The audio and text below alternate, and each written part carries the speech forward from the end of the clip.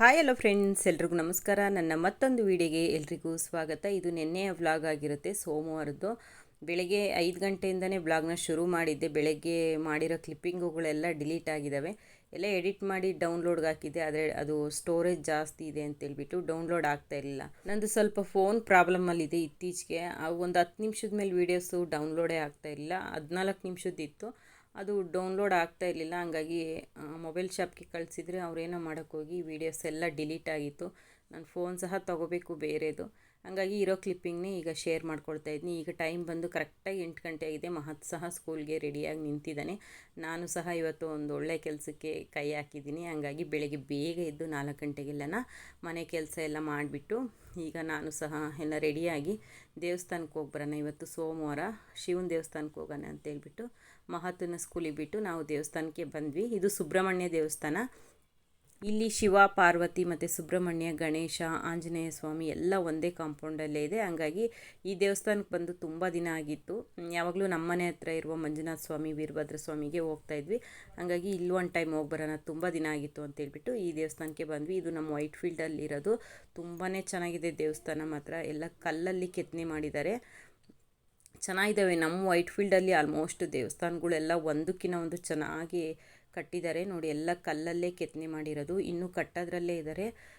ಚೆನ್ನಾಗಿದ್ದಾವೆ ದೇವಸ್ಥಾನಗಳು ಮಾತ್ರ. ನಾವು ಸುಮಾರು ಒಂದು 6 ತಿಂಗಳಾಗಿತ್ತು ದೇವಸ್ಥಾನಕ್ಕೆ ಬಂದು ಇಲ್ಲಿಗೆ. ಹಂಗಾಗಿ ಇಲ್ಲೇ ಹೋಗಿ ಬರೋಣ ಅಂತೇಳ್ಬಿಟ್ಟು ಬಂದ್ವಿ. ಮಹತ್ತು ನನಗೆ ಸ್ಕೂಲ್ ಹತ್ರ ಬಿಟ್ಟು ಈಗ ನಾವು ಬಂದು ಇಲ್ಲಿ 8:30 ಮೇಲೇ ಪೂಜೆ ಆಗೋದು.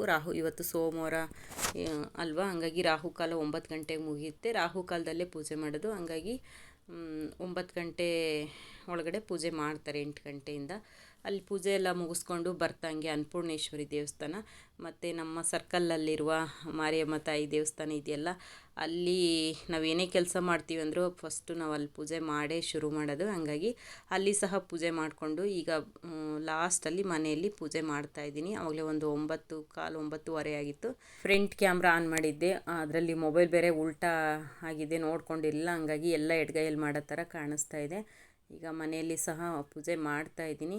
ನಾನು ಒಂದು ಕೆಲಸಕ್ಕೆ ಕೈ ಹಾಕಿದ್ನಿ ಅಂತ ಹೇಳಿದ್ನಲ್ವ, ಅದು ಬೇರೆ ಏನೂ ಅಲ್ಲ, ಸ್ಯಾರಿ ಬಿಸ್ನೆಸ್ ಮಾಡ್ತಾಯಿದ್ನಿ. ಒಂದು ಪುಟ್ಟದಾಗಿ ಶುರು ಮಾಡಿದ್ನಿ ಮನೆಯಿಂದನೇ. ತುಂಬ ದಿನದಿಂದ ಅಂದ್ಕೊಂಡಿದ್ದೆ ನಾನು ವರಮಹಾಲಕ್ಷ್ಮಿ ಹಬ್ಬಕ್ಕೆ ಶುರು ಮಾಡಬೇಕಂತ ಇದ್ದೆ, ಆದರೆ ನನಗೆ ಹುಷಾರಿಲ್ಲದೆ ಇರೋದಕ್ಕೆ ಮಾಡೋಕ್ಕಾಗಲಿಲ್ಲ. ಈಗಲೂ ಎಲ್ಲರೂ ಅದೇ ಹೇಳ್ತಾ ಇರೋದು, ಇನ್ನೊಂದು ವಾರ ಮುಂಚೆ ಆದರೂ ಮಾಡ್ದೆ, ಈಗ ಹಬ್ಬದ ಟೈಮಲ್ಲಿ ಮಾಡಿದೆಯಲ್ಲ ಗೌರಿ ಹಬ್ಬದಲ್ಲಿ ಎಲ್ಲರೂ ಶಾಪಿಂಗ್ ಮಾಡಿದ್ದಾರೆ ಅಂತ ಹೇಳ್ತಾ ಇದ್ದಾರೆ ತುಂಬ ಜನ. ನನಗೂ ಹುಷಾರಿರಲಿಲ್ಲ. ಅದಾದಮೇಲೆ ಪ್ರತಿಕೂನ್ಗೂ ಸಹ ಒಂದು 3-4 ದಿನ ಹುಷಾರಿರಲಿಲ್ಲ. ಹಂಗಾಗಿ ಮಾಡೋದು ಸ್ವಲ್ಪ ಲೇಟ್ ಆಯಿತು. ನಾನು ಶುಕ್ರವಾರದ ದಿನವೇ ಎಲ್ಲ ತಂದಿದ್ದೆ ಸ್ಯಾರಿ ಎಲ್ಲನ. ಅಮಾವಾಸ್ಯೆ ಇತ್ತು ಶನಿವಾರ ಮತ್ತು ಭಾನುವಾರ ಪಾಡ್ಮೆ ಇತ್ತು. ಹಂಗಾಗಿ ಸೋಮವಾರದಿಂದ ಸ್ಟಾರ್ಟ್ ಮಾಡೋಣ ಅಂತೇಳ್ಬಿಟ್ಟು ಇವತ್ತು ಸ್ಟಾರ್ಟ್ ಮಾಡಿದ್ನಿ. ಪರವಾಗಿಲ್ಲ, ಗೌರಿ ಹಬ್ಬಕ್ಕೆ ಶಾಪಿಂಗ್ ಮಾಡಿರೋರೆಲ್ಲ ದಸರಾ ದೀಪಾವಳಿಗೆ ತೊಗೊಂಡ್ರಿ ಅಂತ ಹೇಳಿದೆ. ತುಂಬ ಜನನೇ ತೊಗೊಂಡ್ರು ಇವತ್ತು ಆಫ್ಲೈನಲ್ಲೆಲ್ಲ.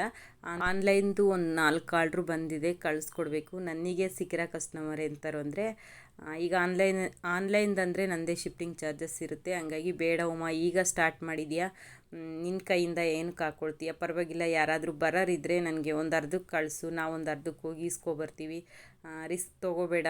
ಯಾವತ್ತಿದ್ರೂ ನಾವು ನಿನ್ನ ಹತ್ರನೇ ತೊಗೊಳ್ತೀವಿ, ಬೇರೆ ಕಡೆ ತೊಗೊಳಲ್ಲ, ರಿಸ್ಕ್ ಅಂತೂ ತೊಗೋಬೇಡ ಅಂತ ಹೇಳ್ಬಿಟ್ಟು ನನಗೆ ಈ ಫೋನ್ಪೇ ಮಾಡಿದ್ದಾರೆ ಆಲ್ರೆಡಿ ಸ್ಯಾರಿದೆಲ್ಲನ. ಈಗ ನಾನು ಕಳಿಸೋದೊಂದೇ ಬಾಕಿ ಇರೋದು. ನಾನು ಆನ್ಲೈನಲ್ಲಿ ಕಳ್ಸೋಕ್ಕೆ ರೆಡಿ ಇದ್ದೀನಿ, ಆದರೆ ಅವ್ರು ತೊಗೊಳಕ್ಕೆ ರೆಡಿ ಇಲ್ಲ ಆನ್ಲೈನಲ್ಲಿ. ನೈಸ್ ರೋಡ್ಗೆ, ಇನ್ನೂ ಸುಂಕದಕಟ್ಟೆ ಅಲ್ಲಿರೋರಾದರೆ ನೀನು ನೈಸ್ ರೋಡ್ಗೆ ಯಾರಾದರೂ ಬರೋರಿದ್ದರೆ ಅಲ್ಲಿ ಕಳಿಸು, ನಾವು ಅಲ್ಲಿ ಹೋಗಿ ಇಸ್ಕೊಳ್ತೀವಿ. 8ನೇ ಮೈಲಿಗೆ ಬರೋರಿದ್ದರೆ ಕಳಿಸು, ಅಲ್ಲೋಗಿ ಇಸ್ಕೊಳ್ತೀವಿ. ಆದರೆ ಆನ್ಲೈನಿಗೆ ಮಾತ್ರ ಕಳಿಸ್ಬೇಡ, ಫಸ್ಟ್ ಟೈಮ್ ಮಾಡ್ತಾಯಿದ್ಯಾ, 10 ರೂಪಾಯಿನೇ ಆಗಲಿ ನಿನಗೆ, ನಿನ್ನ ಕೈಯಿಂದ ನೀನು ಖರ್ಚು ಮಾಡ್ಕೋಬೇಡ, ನಾವೆಲ್ಲ ಸಪೋರ್ಟ್ ಮಾಡ್ತೀವಿ ಅಂತೇಳಿ 4 ಆರ್ಡ್ರೂ ಅದೇ ಥರ ಹೇಳ್ತಾಯಿದ್ದಾರೆ. ನನಗೆ ಆನ್ಲೈನಲ್ಲಿ ಕಳ್ಸೋಕ್ಕೆ ಬಿಡ್ತಾಯಿಲ್ಲ. ಮತ್ತು ಬೇರೆ ಯಾರಾದರೂ ಆರ್ಡ್ರು ಬಂದರೆ ಕಳಿಸ್ತೀನಿ. ಈಗ ಅವ್ರು ಅಷ್ಟು ಹೇಳಿದ ಮೇಲೆ ನಾನು ಆನ್ಲೈನಲ್ಲಿ ಕಳ್ಸೋಕ್ಕಾಗಲ್ಲ.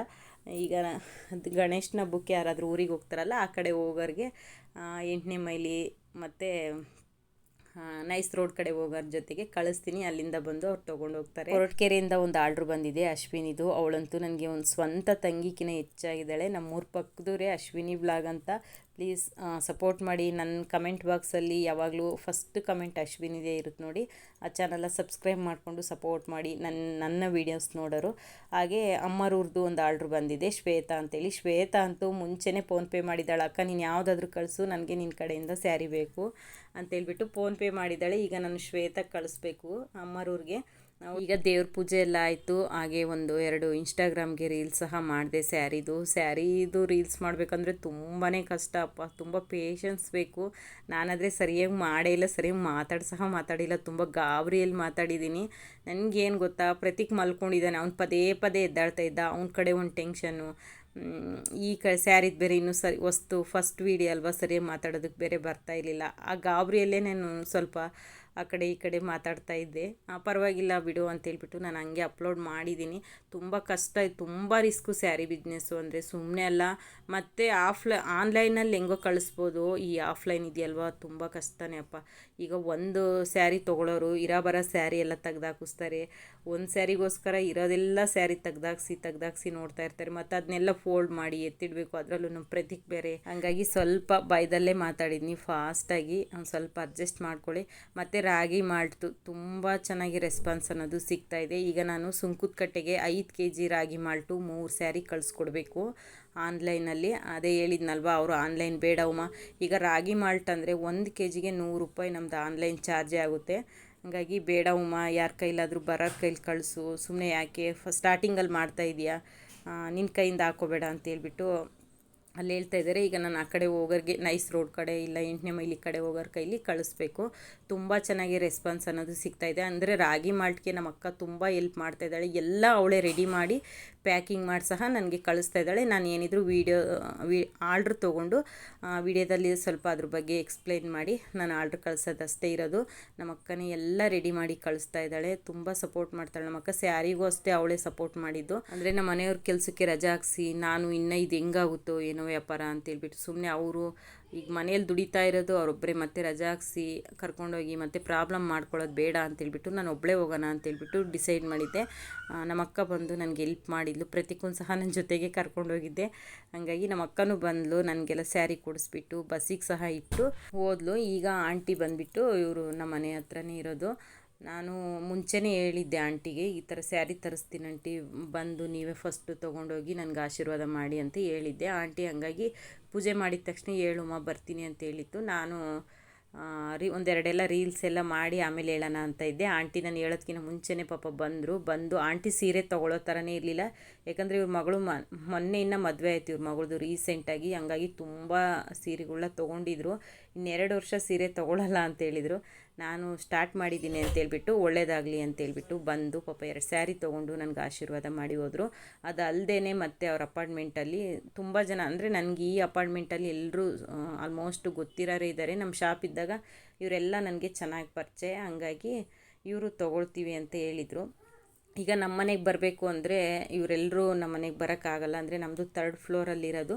ಇಲ್ಲೇ ತೊಗೊಂಡೋದ್ರೆ ಎಲ್ಲರೂ ಒಂದೇ ಹತ್ರ ತೊಗೊಳ್ತಾರೆ ಅಂತೇಳ್ಬಿಟ್ಟು ನಾನು ಅಪಾರ್ಟ್ಮೆಂಟ್ಗೆ ಹೋಗಿದ್ದೆ ತೊಗೊಂಡು. ಅಲ್ಲಿ ಸುಮಾರು ಒಂದು 6 ಸ್ಯಾರಿ ತೊಗೊಂಡ್ರು, ಇನ್ನೂ ತೊಗೊಳ್ಳೋರಿದ್ದರು, ಆದರೆ ಎಲ್ಲರೂ ಒಂದೇ ಟೈಮ್ಗೆ ಇರಲ್ಲಲ್ವ, ಅಲ್ಲಿ ಇಲ್ಲಿ ಹೋಗಿದ್ರು.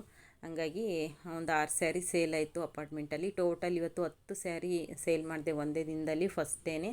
ಇವ್ರು ಬಂದುಬಿಟ್ಟು ನಮ್ಮ ಊರ ಹತ್ರ ಧರ್ಮಪುರದ ಹತ್ರ ಶ್ರಾವಣಗೆರೆ ಅಂತೇಳ್ಬಿಟ್ಟು ಇವರು ಸಹ ಅಷ್ಟೇ 3 ಸ್ಯಾರಿ ತೊಗೊಂಡ್ರು. 5 ಸ್ಯಾರಿ ತೆಗ್ದಿಟ್ಟಿದ್ರು, ಸದ್ಯಕ್ಕೆ ಈಗ 3 ಇರಲಿ ಮತ್ತು ದಸರಾದಲ್ಲಿ ತೊಗೊಳ್ತೀವಿ ಅಂತೇಳ್ಬಿಟ್ಟು 3 ಸ್ಯಾರಿ ತೊಗೊಂಡ್ರು. ತುಂಬಾ ಖುಷಿಯಾಯಿತು. ಈಗ ಆನ್ಲೈನ್ದು 4 ಆರ್ಡ್ರು ಬಂದಿದೆ. ತುಂಬ ರಿಸ್ಕ್ ಇದೆ, ಅಂದರೆ ನಾವು ಅಂದ್ಕೊಂಡು ವಿಡಿಯೋ ನೋಡಿದಷ್ಟು ಸುಲಭ ಅಂತೂ ಇಲ್ಲ. ಸ್ಯಾರಿ ಬಿಸ್ನೆಸ್ಸು ತುಂಬಾ ಕಷ್ಟ. ಅದರಲ್ಲೂ ನಮ್ಮ ಪ್ರತಿಕೂನ ಇಟ್ಕೊಂಡು ಮಾಡೋದು ಸ್ವಲ್ಪ ಕಷ್ಟನೇ. ಅದರಲ್ಲೂ ಮನೆ ಮೇಲಿರೋದ್ರಿಂದ ಬಾಗಿಲು ತೆಗೆದ್ರೂ ಕಷ್ಟ, ಬಾಗಿಲಿಟ್ರೂ ಕಷ್ಟ ಇವನ ಹತ್ರ. ಈಗಂತೂ ಸೀರೆಗಳೆಲ್ಲ ಕಿತ್ತಾಕೋದಕ್ಕೆ ಬರ್ತಾನೆ. ಒಂಥರ ಹೊಟ್ಟೆಗೆ ಇಟ್ಕೊಂಡು ಜೀವನ ಮಾಡಬೇಕು ಅಂತಾರಲ್ಲ ಆ ಥರ. ನಾನಂತೂ ಈ ಬ್ಯಾಗ್ ಜಿಪ್ಪೇ ಓಪನ್ ಮಾಡಲ್ಲ.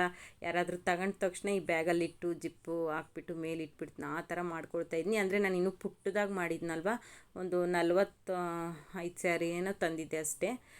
ತುಂಬ ಚೆನ್ನಾಗಿ ರೆಸ್ಪಾನ್ಸ್ ಸಿಕ್ತು ಸ್ಯಾರಿದಾಗಲಿ ಮತ್ತು ರಾಗಿ ಮಾಲ್ಟ್ದಾಗಲಿ. ರಾಗಿ ಮಾಲ್ಟ್ದು ಬೇಕಂದರೆ ನಾನು ಇನ್ಸ್ಟಾಗ್ರಾಮಲ್ಲಿ ಸ್ಯಾರಿ ರೀಲ್ಸಲ್ಲಿ ನಂಬರ್ ಹಾಕಿದ್ನಲ್ವ, ಅದಕ್ಕೆ ಕಾಂಟ್ಯಾಕ್ಟ್ ಮಾಡಿ. ಯಾರಿಗಾದ್ರೂ ಬೇಕಂದರೆ ಕಾಂಟ್ಯಾಕ್ಟ್ ಮಾಡಿ. ಅಂದರೆ ಅದಕ್ಕೆ ಶಿಫ್ಟಿಂಗ್ ಚಾರ್ಜಸ್ ಇರುತ್ತೆ 50 ರೂಪೀಸು, 500 ರೂಪಾಯಿ kg ಪ್ಲಸ್ ಶಿಫ್ಟಿಂಗ್ ಚಾರ್ಜಸ್ ಇರುತ್ತೆ. ಈ ಥರ ಇತ್ತು ಫ್ರೆಂಡ್ಸ್ ಇವತ್ತಿನ ವಿಡಿಯೋ ಎಲ್ಲ ಡಿಲೀಟ್ ಆಗಿತ್ತು, ಹಂಗಾಗಿ ಚಿಕ್ಕದಾಗಿ ಒಂದು ಕ್ಲಿಪ್ಪಿಂಗ್ನ ಶೇರ್ ಮಾಡಿದ್ನಿ. ವಿಡಿಯೋ ನೋಡಿದವರೆಲ್ಲರಿಗೂ ಧನ್ಯವಾದಗಳು. ಹಾಗೆ ಸೀರೆ ಬೇಕಂದರೆ ಕಮೆಂಟ್ ಮಾಡಿ.